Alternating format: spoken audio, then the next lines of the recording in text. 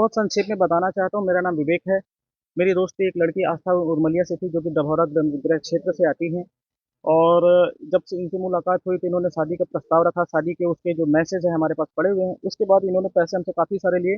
खुद के अकाउंट में इन्होंने तकरीबन 20 से 22 लाख रुपए लिए हैं, कैश लिए हैं, जेवरात लिए हैं, मोबाइल लिए हैं, डायमंड रिंग लिए हैं, स्कैनर भेज के पेमेंट करवाई है, लिंक भेज के पेमेंट करवाई है। सभी का जो एविडेंस है चैट में, वो सब कुछ मैं आपको सुपुर्द कर रहा हूँ एक-एक कॉपी।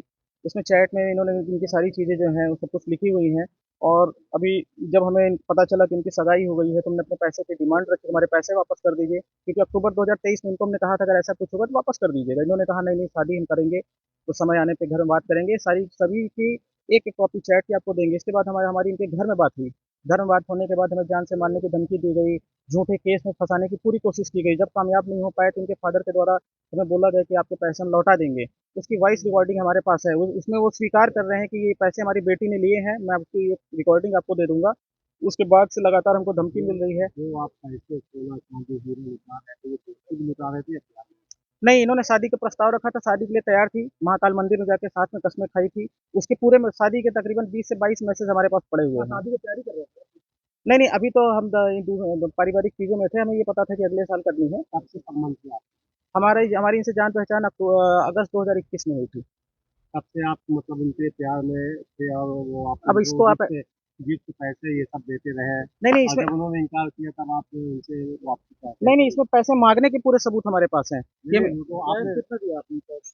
सर, इसमें जो हमारे साथ धोखाधड़ी हुई है 80 लाख की हुई है, जिसके हमने लगभग 550 पेज के सबूत, पैसे माँगने के, पेमेंट करवाने के लिंक, स्कैनर और कैश पेमेंट, अकाउंट अकाउंट की जो डिटेल, कितनी कितनी पैसे दिए आपने? अकाउंट्स में हमने लगभग 165 बार में पैसे दिए हैं, जिसकी डिटेल्स एक कॉपी यहाँ पे है। सीएसपी कार्यालय में सारे जो सबूत हैं वो दिए जा चुके हैं।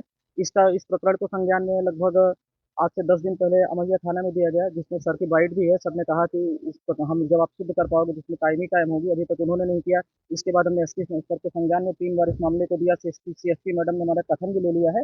लेकिन राजनीतिक एक षड्यंत्र इसमें हो रहा है, जिसकी वजह से इस प्रकरण को पूरी तरह से डाइवर्ट किया जा रहा है। किसी इन पर आप आरोप लगा रहे हैं तो ऐसे क्यों पैसे की डिमांड कर रहे हैं?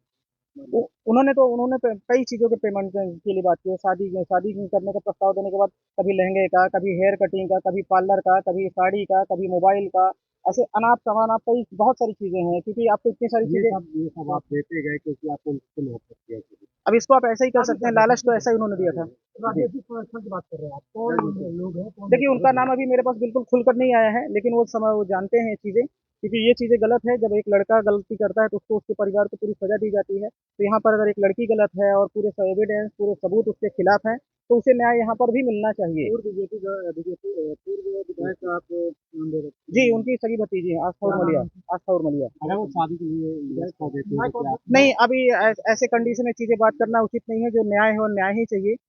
बिल्कुल न्याय चाहिए इसमें, और कोर्ट की मदद से मुझे न्याय चाहिए। मतलब इतने समय का आपका जो प्यार मोहब्बत था वो नहीं, खत्म हो मुझे अभी जानकारी 3 दिन पहले लगी है, क्योंकि हमें ये पता चला इनकी शादी 7 साल पहले से फिक्स थी। इन्होंने इसी टाइम पे हमसे पैसे लेके सामने वाले लड़के के भी अकाउंट में पैसे डाले, उसका भी सबूत हमारे पास है। तो ये एक बहुत बड़ा फ्रॉड है, और ये सोची-समझी पूरी तरह से एक प्लानिंग रणनीति थी, क्योंकि इन्होंने सगाई के दिन हमको वीडियो कॉल किया, मैसेज किया, फ़ोन किया है। सगाई इनकी जो शुरू हुई थी लगभग 3 बजे से 7 बजे तक, उस बीच में 4:45 पे इन्होंने एसएमएस किया है, परेशान नहीं लगभग होना। कितना किसके गिफ्ट दे चुके हैं आप? सर, इसमें टोटल धोखाधड़ी जो देखी जाएगी वो 80 लाख रुपए की हो चुकी है, जिसके पूरे सबूत लगभग 922 पेज के हमारे पास है, जिसमें से ये अभी यहाँ थोड़े से हैं, क्योंकि आप लोग को पूरी नहीं दे सकते। एक एविडेंस जो है, अगर आप चाहें तो सीएसपी कार्यालय से ले सकते हैं। हमसे जब जहाँ बोलेंगे सारे एविडेंस आपको दे दिए कुल जाएँगे। मिला के मोहब्बत या जी हाँ, कह सकते हैं चीज़ें। हो ही गया है, कह नहीं सकते। क्या वजह नहीं, शिकायत पिछले 10 दिन से चल रही है, लगभग हर जगह चल रही है। थी आपने क्या?